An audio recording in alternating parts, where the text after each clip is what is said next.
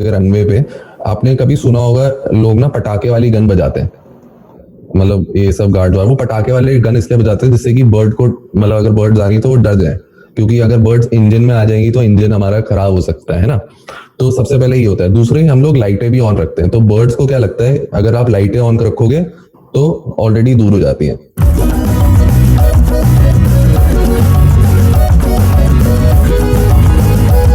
जी बिल्कुल, मेरे साथ जो आज गेस्ट हैं जिनकी स्टोरी आज मैं एक्सप्लोर करने वाला हूँ, जिनकी कहानी आज मैं आप लोगों को सुनाने वाला हूँ, जिनसे बात मैं करने वाला हूँ, वो एक पायलट साहब हैं और एक ब्लॉगर हैं और फ्लाइट्स के ऊपर ब्लॉगिंग करते हैं। और आज इनसे जानेंगे और इनसे बहुत अजीब, अभी तक जितने भी इंडियन लोगों से मैंने बात की है वो अच्छी पॉजिटिव वाइब्स आई है। और एक और इंसान जिनसे भी मुझे पॉजिटिव वाइब आई है, I am talking about Ravesh Bhalla. He is a pilot, professional pilot. और सीधे चलता हूँ मैं रावेश की तरफ, उस तरफ देखूंगा मैं। कैसे हैं रावेश आप? बहुत बढ़िया, thank you so much Owais भाई for that very wonderful introduction and for gracing this event with such nice lovely words. Thank you so much Oveis bhai, lovely to talk to you and lovely to be here. Thanks for having me. I am honored. Acha, let's start. How you get into this aircraft और ये flights pilot बनने का ख्याल कैसा आया? बचपन से शौक था? I saw your fathers pictures also on Instagram, so inspiration वहां से मिली? क्या स्टोरी थी पायलट बनने की? सबसे पहले तो मतलब जब मैं छोटा था मैं बहुत इंट्रोवर्ट था, मतलब बहुत शायद किस्म का लड़का था। ऐसा नहीं कि अभी भी बहुत ओपन हूँ, बट बचपन से मतलब अच्छा लगता था हवाई जहाज देख के। एंड जब मैं पायलट्स को देखता था मेरा बहुत मन करता था कि यार इनको तो, मतलब जो लोग सिर्फ चल रहे हैं ये तो उड़ रहे हैं। तो मेरा वैसे फैसिनेशन हमेशा से था। बट मैं एक फैमिली से बिलोंग करता हूँ जो कि एविएटर्स की फैमिली है। मेरे ग्रैंडफादर भी पायलट थे, मेरे फादर भी अभी पायलट है। एंड लकीली उनके जो दो बेटे, मेरा भाई और मैं, हम दोनों पायलट्स हैं। तो स्टार्ट तो वैसे हमारे ग्रैंडफादर ने की थी, वो एयरफोर्स में थे। एंड धीरे कमर्शियल में, सेम मेरे फादर ने भी एयरफोर्स के लिए ट्राई किया था एंड वो एयरफोर्स में पायलट थे। एंड फिर उन्हें कुछ सर्व किया अपना टेन्योर एंड फिर वो कमर्शियल पायलट आए। सिमिलरली मतलब मैंने एयरफोर्स में ट्राई किया था पर मेरा सिलेक्शन नहीं हो पाया। बट मेरे को हमेशा से लगता था पायलट तो मैं कभी बनूंगा नहीं, मतलब इन द सेंस मेरा थॉट में नहीं था कि यार क्या बनना पायलट, कभी कुछ और बनने के, सभी पायलट ही बन रहे हैं इस घर में तो हम कुछ और ट्राई करते हैं। एंड ट्राई किया था, मतलब इंजीनियरिंग की थी हमने स्कूल के बाद। तो इंजीनियरिंग में समझ आ गया था कि यार अच्छा सही सोच रहा था, मेरे को पायलट ही बनना चाहिए। तो फिर मैंने तैयारी की थी एफकैट की, जो कि एयरफोर्स कॉमन एडमिशन टेस्ट है। उसमें मतलब एसएसबी में मैं सिलेक्ट नहीं हो पाया, कोई भी रीजन हो सकता है, वो रीजन नहीं बताते। तो उस दिन मैं बड़ा दुखी हो गया था कि मैं अपनी कंट्री को सर्व नहीं कर पा रहा। एंड फिर धीरे धीरे करके सीखता रहा। मतलब एक्टिंग का हमेशा से शौक था मेरा, तो मैंने थिएटर किया, बहुत मन लगा, अभी भी थिएटर करता रहता हूँ। तो धीरे धीरे ऑडिशन देता रहा। एंड बट थिएटर में इतना मतलब पैसा है नहीं, है ना, कमाने के लिए। तो फिर एक अपने फ्रेंड का बिजनेस ज्वाइन किया, वहाँ पे सेल्स की थी। एंड काफी पैसे कमाए वहाँ पे, काफी सीखने को मिला, काफी ग्रो किया मैं। बट एक टाइम बाद मतलब इतना एग्जॉस्ट हो गया था कि यार इससे ज्यादा पैसा और नहीं आ सकता, तो क्या किया जाए। तब मेरे ग्रैंडफादर ने बोला था कि मुझे रवीश तुम्हें लगता है कि फ्लाइंग एक बार ट्राई और करनी चाहिए, एक बार नहीं हुआ कोई बात नहीं, एक बार और ट्राई करो। तो जब उनने बोला था तब मैं 25 साल का था। एंड मैं वैसे ही थोड़ा लेट चल रहा था, तो मैंने कमर्शियल फ्लाइंग के लिए स्टार्ट की। यहाँ पे पेपर्स होते हैं, 6 डीजीसीए के पेपर्स होते हैं, वो क्लियर किए, अपने फ्लाइंग आवर्स कंप्लीट किए। एंड लकीली एक इंडियन कैरियर में जॉब भी मिल गई थी। तो बस भगवान की दुआ है, सब सही हो गया। तो इस वजह से मैं पायलट लाइन में आ गया। फिर पहली बार जब फ्लाई किया, what was the experience than back then? कैसा लगा? बिकॉज एक्टिंग करनी थी। अच्छा, वहां पे एक्टर वाली कभी पूरी नहीं हो जाती? मतलब लोग लड़कियां आकर ऑटोग्राफ मांग लेती? दो अलग अलग चीजें हो इस भाई, मतलब वैसे तो मेरे हिसाब से सभी सुंदर होते हैं। अगर आप जो कर रहे हो, जैसे आप अभी पॉडकास्ट कर रहे हो, आप इतने गुड लुकिंग हो क्योंकि आप जो कर रहे हो दिल से कर रहे हो। अब जब दिल से कर रहे होते हो तो अंदर से आती है और वो बाहर झलकती है। तो सभी मतलब जो, अगर what ever you do it with heart, that's what makes you good looking. तो वैसे ही ऐसे ही सारे पायलट्स सबको उड़ाना पसंद है, दिल से उड़ाते हैं। तो ज्यादातर पायलट्स गुड लुकिंग ही निकल जाते हैं। रही बात एक्टिंग की, एक्टिंग मेरे को उसके लिए नहीं करनी थी कि लड़कियां मिलेंगी। एक्टिंग का मेरे को ये लगता था कि मैं कुछ भी बन सकता हूँ, कोई भी किरदार निभा सकता हूँ। एंड मेरे को वो बहुत अच्छा लगता था कि किसी दिन लॉयर बने हुए हैं, किसी दिन डॉक्टर का किरदार है, किसी दिन नौकर का किरदार है। एंड इतने इतने आपकी पर्सनैलिटीज निकलती हैं, तो फिर वो पार्ट एक्सप्लोर करना मेरे को अच्छा लगता है, अभी भी अच्छा लगता है। तो दो अलग अलग चीजें थी इसमें। बट लड़कियां फ्लैट होती है नहीं होती वो मेरे को आज भी नहीं पता। तो ये मैं इसमें बाद में आता हूँ, बैक टू द स्लाइड्स। और उस पे काफी वीडियोस बनाते हैं। ब्लॉगिंग कब से स्टार्ट की स्लाइड्स के ऊपर, और ये जो सारी आप बातें करते हो अपनी वीडियोस में, ये कब से स्टार्ट हुआ सिलसिला, और ये कैसे ख्याल आया कि मुझे ब्लॉगिंग करनी है, मुझे यूट्यूब पे स्टार्ट करना है, और अच्छा रिस्पॉन्स मिल रहा है, सो ये ख्याल कब आया? ये जैसे अभी लॉकडाउन हुआ था हमारा, है ना, तो फ्लाइटें वैसे ही रुक गई थी, मतलब ज्यादातर फ्लाई नहीं कर पा रहा था, और मैं तो ट्रेनिंग फेज में वैसे ही था। तो मेरे जो फ्रेंड्स थे वो, हम लोग जब ऐसे ही बैठा करते थे या फोन पे बात करते थे, किसी ने मुझसे पूछा था किसी फ्लाइट के बारे में, एंड थोड़ा टेक्निकल क्वेश्चन था, तो जिस तरह मैंने समझाया, उसने बोला तेरे को लोगों को भी समझाना चाहिए जिस तरह तुम समझाते हो, क्योंकि जब तुम समझा रहे होते लोग सुन रहे होते हैं। पहले तो मैंने मतलब भाव नहीं दिया, मैंने बोला ये ठीक है, चलो इसको, मैं इसका दोस्त हूं इसलिए बोल रहा है। बट जैसे ही मैंने देखा 3-4 लोग जब नॉर्मली मुझसे पूछते थे, एंड मेरे को अच्छा भी लगता था बताना प्लेन्स के बारे में, फ्लाइट्स के बारे में, ट्रैवल कैसे करते हैं उसके बारे में, तो लोगों का इंटरेस्ट आता रह गया। तो मेरे को किसी ने बोला कि यार तुम्हें ना एक यूट्यूब पेज खोलना चाहिए जिसमें तुम्हें हेल्प करना चाहिए, जिनको गाइडेंस नहीं है पायलट बनने के लिए उनको हेल्प करो, कैसे पायलट बनते हैं, एंड इंटरेस्टिंग चीजें बताओ। तो वैसे मेरा सिलसिला स्टार्ट हुआ। तो मैंने यूट्यूब पेज खोला बी विंगर, जिसमें मैं वर्किंग प्रोफेशनल स्टूडेंट्स को हेल्प करता हूँ कैसे पायलट बनना है, क्या क्या प्रोसीजर है, क्या प्रोसेस है, एंड साइड बाय साइड जो नॉन एविएशन बैकग्राउंड में उनकी भी मतलब ऐसे बताता हूँ कि क्या एविएशन लाइफ है वैसे, एंड उनको अपनी जर्नी बताता हूँ। तो इस हिसाब से मतलब धीरे धीरे अट्रैक्शन भी आती रही, डिसेंट अट्रैक्शन, एंड मेरे को भी मजा आने लग गया, क्योंकि एक साइड तो एक्टिंग की थी, तो कैमरा के साथ भी मतलब धीरे धीरे एक्सपीरियंस होता गया। पहले मैं कैमरा शाय था, मेरे को अच्छा लगता है कैमरा में बात करना। तो हाँ, हर चीज से ग्रो होते हैं, मतलब यू कैन से लॉकडाउन और corona has been blessing in disguise. या I can say I am also camera shy. मुझे लगता था मैं कैमरे में अच्छा नहीं लगूंगा, आप देखें माशाल्लाह से आई एम डूइंग दैट। बिल्कुल। और ये जो कोविड की वजह से, डिजिटलाइज की वजह से हम बहुत सारी अपॉर्चुनिटीज मिली। जैसे मैं आपसे बात कर रहा हूँ इंडिया में बैठे हुए, एंड आई फील जहाँ पे नुकसान हुआ है, बहुत ज्यादा नुकसान हुआ है, वहां पे कुछ फायदे भी हुए। अच्छा, बैक टू द टॉपिक। पहली वीडियो में बात करते हैं, फ्लाइट में खाना अच्छा नहीं होता, ये वीडियो बनाई आपने। थोड़ी मेरे ऑडियंस को बता दें क्यों खाना अच्छा नहीं लगता फ्लाइट का, और क्यों जो है वो फ्लाइट्स का खाना जो है वो बुरा लगने लगता है। मेरा कैमरा बंद हो गया, अच्छा है। हाँ, तो क्यों ऐसा है कि फ्लाइट्स का खाना लोगों को ज्यादा पसंद नहीं आता, और आपने इस पे रीजन भी दिया, जरा इस पे गौर फरमाइए। तो होता क्या है एक्चुअली, हमारे सेंसरी ऑर्गन्स ना, अभी जैसे हम इस एटमॉस्फेयर में वो काफी मतलब हम फूड को टेस्ट कर सकते हैं अच्छे से। होता क्या है, जब आप हाई ऑल्टीट्यूड में फ्लाई करते हो, जैसे नॉर्मल एयरलाइनर्स फ्लाई करते हैं 30,000 फुट पे करते हैं, 40,000 फुट पे करते हैं, तो आपकी ना कैबिन प्रेशर होता है वो एक फेक एटमॉस्फेयर बना के रखता है। तो ऑलरेडी जो पार्टिकल्स होते हैं, हमारे सेंसरी ऑर्गन्स कम काम करते हैं, ऊपर से उसकी ह्यूमिडिटी भी बहुत कम हो जाती है, मतलब इतनी कम हो जाती है कि सारा डेजर्ट से भी ह्यूमिडिटी जो होती है उससे भी कम हो जाती है, ठीक है। एंड दूसरा, ये पैकेज फूड्स होते हैं, मतलब ये बनाए एक दिन पहले गए होते हैं जिससे कि वो एयरप्लेन में स्टोर कर सके। तो इन सब का जो कॉम्बिनेशन होता है वो आपके कान के एक मिडिल नर्व, कान के अंदर नर्व्स होते हैं, तो एक मिडिल ईयर में आपको इफेक्ट करता है। वो मिडिल ईयर आपके टंग से कनेक्टेड होती है। तो ये स्टडी एक्चुअली उनने भी की है, कैम्ब्रिज वालों ने भी की है कि एयरप्लेन में खाना इसलिए हमें, तो मैं वही बोल रहा था कि मतलब आप जब भी हाई ऑल्टीट्यूड में फ्लाई करते हो तो आपके सेंसरी ऑर्गन्स वैसे ही कम इफेक्टिव हो जाते हैं, क्योंकि एक तो आपका जो एटमॉस्फेरिक एयर होता है वो प्रेशराइज्ड होता है, मतलब वो प्लेन के प्रेशराइजेशन की वजह से होता है। तो वो जो हम अर्थ में फील कर रहे हैं वो ऊपर थोड़ा हम कैबिन प्रेशर को बढ़ाते हैं, जिसकी वजह से हमारी ह्यूमिडिटी कम हो जाती है। एंड ह्यूमिडिटी कम होने के कारण जो आपका ईयर है, उसका जो मिडिल ईयर है, बेसिकली वो आपके टेस्ट बड से कनेक्टेड हो रहा है, टंग के, तो वो इफेक्ट होता है। एंड मैं बोल रहा था कि ये जो स्टडी है एक्चुअली कैम्ब्रिज वालों ने भी की है, एंड उन्होंने तब बोला है कि यार जो सेवरी होती है वो प्लेन्स में कम होती है when they fly at high altitudes over 30,000 feet. तो मेरे को काफी इंटरेस्टिंग चीज लगी, एंड मैंने सोचा ये शेयर करते हैं, इसलिए आजकल सारे एयरलाइनर्स जानते हैं इस बात को, एंड वो ज्यादा सॉल्ट डालते हैं, नमक डालते हैं, जिससे कि आपका टेस्ट बना रहे।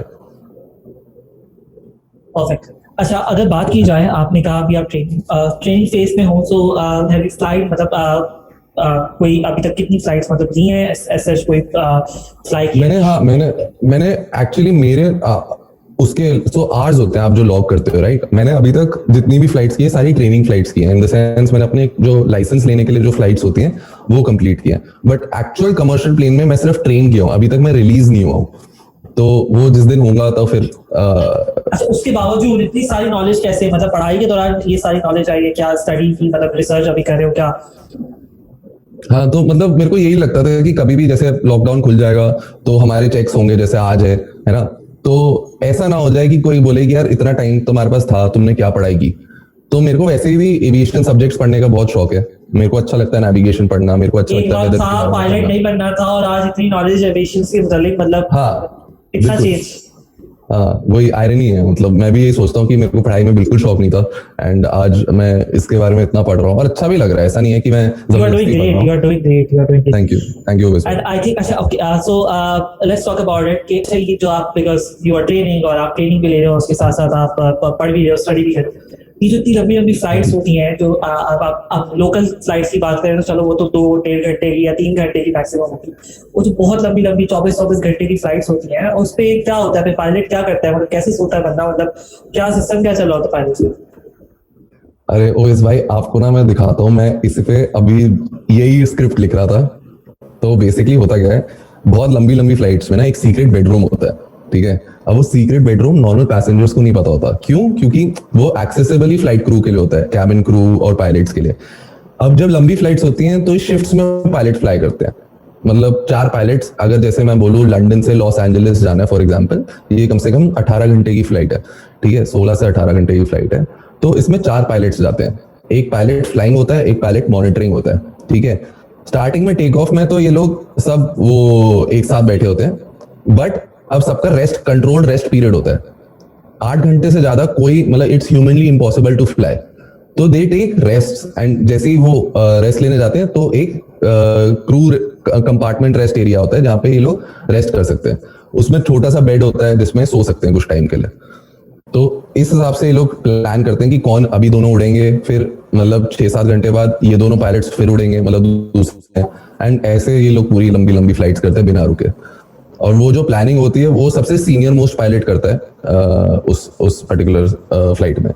तो ऐसे हो सकता है कि एक कप्तान हो और 3 फर्स्ट ऑफिसर हो। तो सीनियर फर्स्ट ऑफिसर जब कप्तान सोने जाएगा तब वो लेफ्ट सीट पे बैठेगा। तो ऐसे इनकी प्लानिंग होती है, एंड उस हिसाब से ये लोग लंबी फ्लाइट्स मारते हैं, 24 घंटे वाली या 18 घंटे वाली। Perfect perfect. बिल्कुल सही तरीके से आपने समझाया ना। आई एम ग्लैड कि आपने इसको बहुत अच्छे से। अच्छा, मेरा अगला सवाल ये होगा आपसे कि अक्सर हम जब देखते हैं कि कोई ऐसा इंसिडेंट होता है, प्लेन क्रैश का है something, people and whole world start blaming pilots.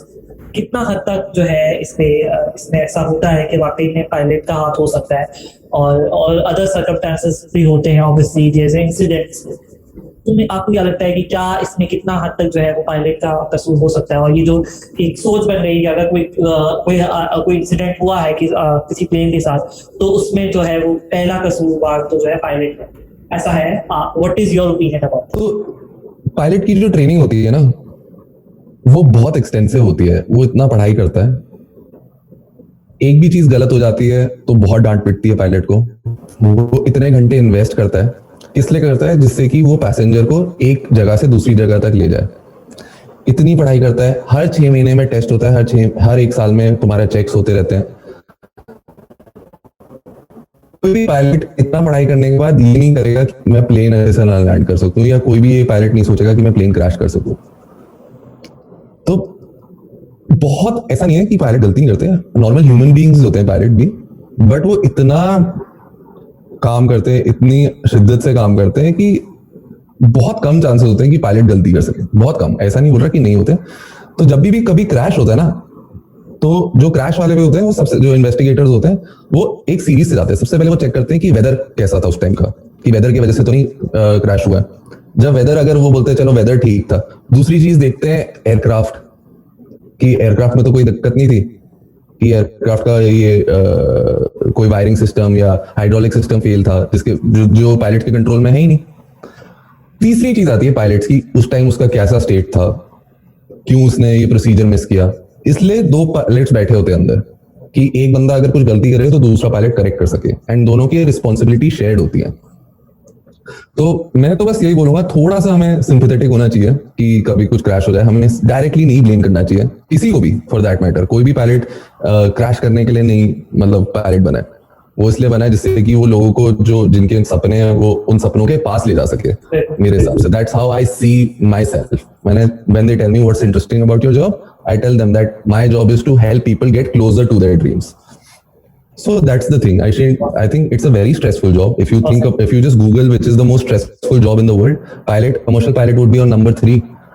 So all of that is there and mistake का तो कोई वो ही नहीं है चांस. तो इस वजह से मेरे को लगता है कि हमें डायरेक्टली फर्स्ट ब्लेम नहीं करना चाहिए, हमें रिपोर्ट्स आने का वेट करना चाहिए क्योंकि इन्वेस्टिगेटर्स अपने काम करते हैं अच्छे से. ये जो कान बंद हो जाते हैं मेरे, अक्सर लोग बोलते हैं कि जो है वो फ्लाई करते वक्त जो है वो कानों को जो है कुछ हो जाता है, बंद हो जाते हैं. Any reason specific या क्या just की body So, percent? ये आपके प्रेशर वॉल्व्स ही हैं बेसिकली. जो कान के जो छेद है वो प्रेशर वॉल्व्स हैं. अब ऑब्वियसली अगर आपको जुकाम है या कुछ है तो एक आपका प्रेशर इक्वलाइज नहीं हो पा रहा है ना, क्योंकि आप सडनली डिफरेंट ऑल्टीट्यूड्स में जा रहे हो, डिफरेंट लेवल्स में फ्लाई कर रहे हो. तो अगर आप जाओगे पहाड़ों में भी जैसे जा रहे होते तो आपको फील नहीं होता कि थोड़ा सा सेंसेशन कि कान बंद हो रहे हैं, है ना. वो यही होता है, प्रेशर चेंज हो गया आपका, आपके ईयर्स इक्वलाइज करने की कोशिश कर रहे हैं. सो इन अ लेमैन्स टर्म अगर आपको जुकाम है या कुछ है तो ज्यादा इफेक्ट होता है. तो लोग जिन लोगों को साइनस है तो उन लोगों को उनके कान जल्दी बंद हो जाते हैं. पर इसका एक तरीका भी है, इसको एक वल्सलवा मैनूवर कहते हैं. वल्सलवा तो होता कुछ नहीं है, इसमें आप नाक बंद करते हो, एक सांस लेते हो एंड आप सलाइवा अंदर लेते रहते हो थोड़ी देर, तो उससे कान आपके खुल जाते हैं, पॉप हो जाते हैं ईयर्स. तो I इससे think, आपको ये प्रॉब्लम नहीं होगी. बायोलॉजी भी पढ़ी है क्या, मतलब इतना कुछ तो मतलब बॉडी के मतलब भी पता है. That's is it a part of the study, मतलब ये पायलट की स्टडी का हिस्सा है क्या? हाँ, इट इज अ पार्ट. हाँ, I can't be the pilot. मुझे बायोलॉजी वैसे पसंद नहीं है. I can't be pilot. It is a And human factors एक अलग से subject. So how many courses, मतलब I don't know पाकिस्तान और इंडिया में क्या डिफरेंस है करिकुलम का, बट कितने कोर्सेज वैसे आप लोग पढ़ते हो, क्या क्या उसमें जनरली होता है? मेरे को पाकिस्तान का नहीं आइडिया कि नहीं, उनका. इंडिया में पूछ रहा हूँ मैं, इंडिया में. What about India? हाँ, सो बेसिकली 6 सब्जेक्ट्स हैं आपके. जैसे आपका अगर आप मेडिकल क्लियर होकर आप एग्जाम्स देते हो तो आपका सबसे पहला सब्जेक्ट है नेविगेशन, फिर मेट्रोलॉजी वेदर के बारे में, फिर आपका आ जाता है एयर रेगुलेशन, जो आपने पूछा ना कि आपको कानों के बारे में कैसे पता है, तो एयर रेगुलेशन में आता है. ह्यूमन फैक्टर्स एक उसका एक टॉपिक है एयर रेगुलेशन का. फिर आपका आता है रेडियो टेलीफोनी, जो आप जैसे एटीसी से बात करते हो, दूसरे पायलट से बात करते हो, उसका अलग एग्जाम है. फिर आपका आता है टेक्निकल, जो जहाज के बारे में, एरोडायनामिक्स जिसमें आता है, प्रॉप थ्योरी आता है, इंजन के बारे में आता है, इलेक्ट्रिकल, तो वो टेक्निकल आता है. फिर जिस जहाज पे आप फ्लाई कर रहे हो उसका अलग एग्जाम है. तो अगर आप देखा जाए तो 6 एग्जाम है, वो देते हो आप, उसको आपको क्लियर करना पड़ता है एंड एक सेट पैटर्न होता है कि इतने मार्क्स आने चाहिए तब आप पास हो. हाँ, तो ऐसे अगर पायलट ऐसे अगर सीन हो तो भी पायलट क्या करेगा, रेडियो ये जो ये स्टेशन होता है इससे किस तरह से कोऑर्डिनेशन मतलब अच्छी बेहतर होती है, और क्या उसका क्या सेटअप है, मतलब किस तरह से वहाँ पे लोग बैठे होते हैं, कितने लोग बैठे होते हैं, उनको कैसे पता चलता है कि क्या किस तरह से कंट्रोल करना है, और ये जो अगर कोई ऊपर इशू हो जाए देन डू दे नो? और हाँ बिल्कुल, मैप बिल्कुल होता है एंड उस मैप पे मतलब हम कोऑर्डिनेट्स मार्क करते हैं कि एक पॉइंट से दूसरे पॉइंट कैसे फ्लाई करना है, कितने स्पीड से फ्लाई करेंगे. तो ये सारी कैलकुलेशन होती है. अब तो मतलब एवियोनिक्स हमारे इतने स्ट्रांग हो गए कि फ्लाइट कंप्यूटर ही हमें खुद बता देता है कि कितना दूर है एक डेस्टिनेशन एंड कितना टाइम लगेगा, एंड वो पूरा फ्लाइट रूट मैप कर देता है. जैसे हम जीपीएस में ड्राइव करते हैं गूगल मैप्स में, तो वो हमें रास्ते बताता है. सिमिलरली हमें भी अपने एफएमसी से रास्ते पता चल जाते हैं कि हमें इस पॉइंट से इस पॉइंट फ्लाई करना है. एंड अगर कुछ हमारा वैसे रेडियो के साथ जो हम बात करते हैं एटीसी के साथ बहुत ही क्रिस्टल क्लियर बात करते हैं, मतलब इतना बात करने का टाइम नहीं होता क्योंकि इतने सारे प्लेन्स उड़ रहे हैं. तो आपको जो अपनी बात होती है बहुत मतलब सबसे पहले तो अपने आप को बोलना होता है किसको आप बात कर रहे हो. जैसे अगर आप ओवेस हो तो मैं बोलूँगा ओवेस, रवीश दिस साइड, आपका इंटरनेट आ रहा है, थैंक यू. मतलब इतना छोटी सी बात, मतलब जो जिससे कन्वे हो जाए मैसेज. तो एक प्रॉपर फॉर्मेट होता है जिसका एग्जाम होता है रेडियो टेलीफोनी. तो उस हिसाब से मतलब डिफरेंट सिचुएशन, अगर वेदर आया तो आपको कैसे बात करनी है, वेदर डिविएट करना है कैसे करना है, लैंडिंग करनी है क्या बात करनी है, तो ये सब हमें सिखाया जाता है. क्या सिखाते हैं? तो सबसे पहले तो ग्राउंड में ही, जैसे अगर आप देखोगे रनवे पे, आपने कभी सुना होगा लोग ना पटाखे वाली गन बजाते हैं. मतलब ये सब गार्ड वो पटाखे वाले गन इसलिए बजाते हैं जिससे कि बर्ड को, मतलब अगर बर्ड्स आ रही तो वो डर जाए, क्योंकि अगर बर्ड्स इंजन में आ जाएंगी तो इंजन हमारा खराब हो सकता है ना. तो सबसे पहले ये होता है. दूसरे हम लोग लाइटें भी ऑन रखते हैं. तो बर्ड्स को क्या लगता है अगर आप लाइटें ऑन रखोगे तो ऑलरेडी दूर हो जाती हैं, एंड इतने हाई ऑल्टीट्यूड्स में बर्ड आती भी नहीं है, मतलब आपका मतलब 10,000 फीट तक ही रहती हैं बर्ड्स. तो वो थोड़ा एरिया सेक्टर होता है एंड कई जगह हमें भी पता चल जाता है कि बर्ड्स आ रही है नहीं आ रही है. अब वो किस्मत की भी बात होती है कि बर्ड्स आपके विंडशील्ड में हिट हो गई या फिर इंजन में आ गई. और अगर इंजन में आई है, एक मूवी आपने देखी होगी सली, टॉम हैंक्स की मूवी एक सली, आप देखना, कैप्टन सलेनबर्गर पे. हाँ देखो। बहुत ही अच्छी मूवी है। एंड उसमें क्या होता है, जो आप अभी सिचुएशन बता रहे हो, तो वो टेक ऑफ करते हैं न्यूयॉर्क से एंड उनके ना इंजन पे बर्ड आ जाती है, तो दोनों इंजन फेल हो जाते हैं। तो न्यूयॉर्क में एक जगह है, उनकी रिवर का नाम मैं भूल रहा हूँ, तो वो वहां पे लैंड कर देता है रिवर के ऊपर। हाँ हाँ जी, हाँ जी। तो मतलब अब सारी कंट्रीज का अपना अपना होता है। जैसे कोई भी आप फ्लाई कर रहे हो, आप एक तो जानते भी हो, अगर अगर कोई इमरजेंसी हो जाए, मान लो इंजन फेलियर ही हो जाए, तो आपको अगर लैंड करना है तो एक एयरपोर्ट होना चाहिए आसपास कि आप उस जगह लैंड कर लो। तो उस हिसाब की कैलकुलेशन करके ही जाते हैं, फ्लाइट प्लानिंग पूरी होती है कि अगर हमें कहीं डाइवर्ट करना पड़ जाए फॉर वॉट एवर रीजन, मान लो किसी कोई प्रेग्नेंट है, किसी का बेबी हो रहा है एंड फिर हमें फटाफट लैंड करना पड़ेगा, या किसी की तबीयत फटाफट खराब हो गई उस चक्कर में लैंड करना पड़ेगा, या मान लो शीशा टूट गया और उससे वजह से प्रेशराइजेशन गिर गया, मतलब हवा बाहर जा रही है, हमें फटाफट नीचे लाना है। तो all of these things matter and उस हिसाब से हम फ्लाइट प्लान करके चलते हैं कि कभी कोई इमरजेंसी आ जाए तो हमें किस किस एयरपोर्ट में डाइवर्ट करना है, कितनी जल्दी हम कर सकते हैं। तो वो कैलकुलेशन करके ही जाते हैं। ये सब फ्लाइट से पहले हो जाती है। ट्राई नहीं किया बॉलीवुड में, ट्राई नहीं किया कभी ऑडिशंस देने की, क्या कुछ ट्राई नहीं किया? ऑडिशन देता रहता हूँ वैसे भाई, ऐसा नहीं है, ऑडिशन दिए मैंने, बट हाँ मतलब मेरा कोई कांटेक्ट नहीं है इंडस्ट्री में एज सच। सबसे पहले होना चाहिए कांटेक्ट एंड धीरे धीरे कांटेक्ट्स बनते हैं। आप जब ऑडिशंस क्लियर करते हो, अच्छे अच्छे मतलब रोल्स मिलते हैं। तो अभी तक तो ऐसा कोई मिला नहीं, मतलब मैंने दे दिए होंगे 100-150 ऑडिशन पायलट बनने से पहले भी। तो ऐसे ही छोटे मोटे मॉडलिंग शूट्स मिलते रहते हैं, बट एक प्रॉपर ब्रेक नहीं मिला। ठीक है, मतलब नहीं मिला, अगर होगा टाइम बिल्कुल मिलेगा। ऐसे ऐसे अगर मैं फ्रस्ट्रेट होने लग गया कि नहीं मिला तो फिर कुछ नहीं होगा। बिल्कुल, हिम्मत नहीं आनी चाहिए। और साथ तो में अगर आपके हिसाब से हिम्मत नहीं आनी चाहिए। आई थिंक हर चीज का टाइम होता है, हर चीज जब लिखी होती है, बिल्कुल। मूवी होती है। And what is the reason? मतलब ऐसा ऐसा तो नहीं बोलूंगा कि चांस कांटेक्ट होने से ही मिलता होगा, कांटेक्ट होने से थोड़ा बेटर हो जाता है, बट अगर नहीं भी है, मेरे को लगता है अगर आपकी स्किल अच्छी है, क्राफ्ट अच्छा है, काम मिल जाता है। ऐसा नहीं है, बहुत सारे अब फ्रेशर भी आ गए हैं बॉलीवुड में, तो वेब सीरीज आ गई हैं इतनी सारी, तो अपॉर्चुनिटीज तो बहुत सारी है।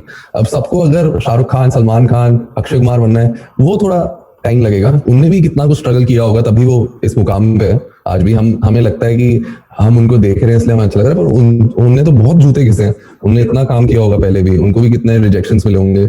तो सबकी अपनी अपनी कहानी होती है। हमें दूसरों की कहानी हमें दूसरों का टिफिन हमेशा अच्छा लगता है, मतलब स्कूल में भी दूसरों का टिफिन अच्छा लगता था।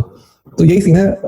ऐसा नहीं है कि नहीं है मिलता फ्रेशर्स को चांस। आप अगर सही समय पे सही टाइम पे आ जाओ और अपना सही काम दिखा दो, तो किस्मत भी होती है, थोड़ा हार्डवर्क भी होता है। एंड उस अगर मोमेंट में आप आ गए तो फिर क्लिक हो गया, आप नहीं आए तो फिर कोई बात नहीं, ऐसा कुछ है नहीं।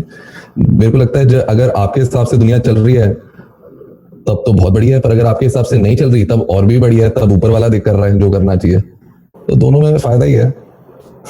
अच्छा, अब तक की सबसे हिट वीडियो कौन सी है तुम्हारी? कौन से टॉपिक पे जो वीडियो बनाई जो हिट थी? मतलब कोई ऐसा टॉपिक जो कि यूट्यूब पे या इंस्टाग्राम पे?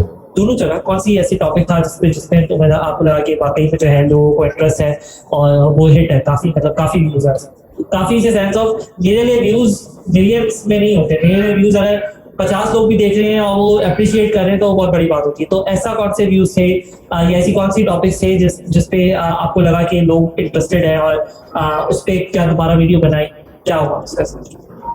तो YouTube में मेरे 2-3 वीडियोस तो अच्छे हो गए। एक में शायद 3,500-4 हजार व्यूज हैं, जो कि उस पे like 5 tips to clear your TGC exams, जो सब्जेक्ट के एग्जाम्स हैं। तो उस पे काफी लोगों ने सहारा है एंड उसमें लोगों ने तारीफ की है। और जानना था कि कैसे टिप्स है, तो मैंने 5-6 टिप्स बताए थे कि मैंने कैसे क्लियर किया था, एंड उसकी वजह से काफी लोगों ने पेपर्स क्लियर किए एंड उन्होंने थैंक यू बोला कि आपके टिप्स मेरे को बहुत काम आए। तो यही थी YouTube में। दूसरा एक और YouTube में काफी अच्छा चल रहा है, how to choose the right flying school, कि आपका फ्लाइंग स्कूल आपको कौन सा चूज करना चाहिए, क्या क्या क्वेश्चंस पूछने चाहिए फ्लाइंग स्कूल से। तो मैंने उसमें पूरी लिस्ट बना रखा है, टेबल बना रखी है कि मतलब अगर आप किसी भी फोन पे भी बात कर रहे हो, ये लिस्ट खुली हुई है आपके सामने, आपको कुछ मेहनत करने की जरूरत नहीं है। मैंने वो लिस्ट गूगल डॉक्स में अपडेटेड है कि आप जाओगे, आप अपने फ्लाइंग स्कूल का नाम लिखो एंड आप उनसे बात करो क्या क्या आपको जानना है, कितने कितने रुपए चार्ज कर रहे हैं वो लोग। तो इंस्टाग्राम में एक ट्रेंड काफी हिट हो गया था, मतलब मेरे को नहीं एक्सपेक्टेड था। I think most of the attraction came from that trend. एक एमिनेम का गाना था, उसमें मैंने बताया था कि perks of being a pilot. तो वो काफी it touched around 9,70,000 people, like 970K views आए थे उसमें।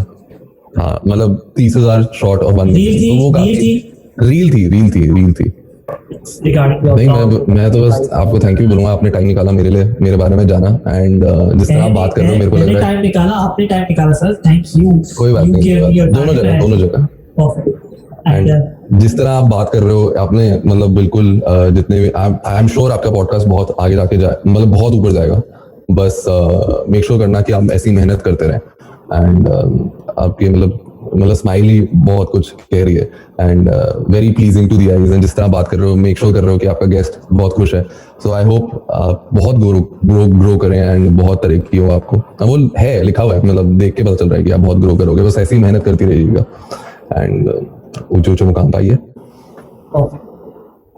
बास्केटबॉल पे बात करनी थी, तो you wrote in your essay that you are a basketball player also, you love basketball. What is that sort of hobby? ये तो बात ही नहीं बास्केटबॉल की है। बास्केटबॉल बेसिकली मैं क्रिकेट भी बहुत खेलता था। मेरे को क्रिकेट का बहुत शौक था एंड मैं स्टेट लेवल भी क्रिकेट खेला हूँ, अंडर 13। एंड मेरी फिंगर भी टूट गई थी विकेट कीपिंग करते करते तो उस वजह से क्रिकेट छोड़ना पड़ा।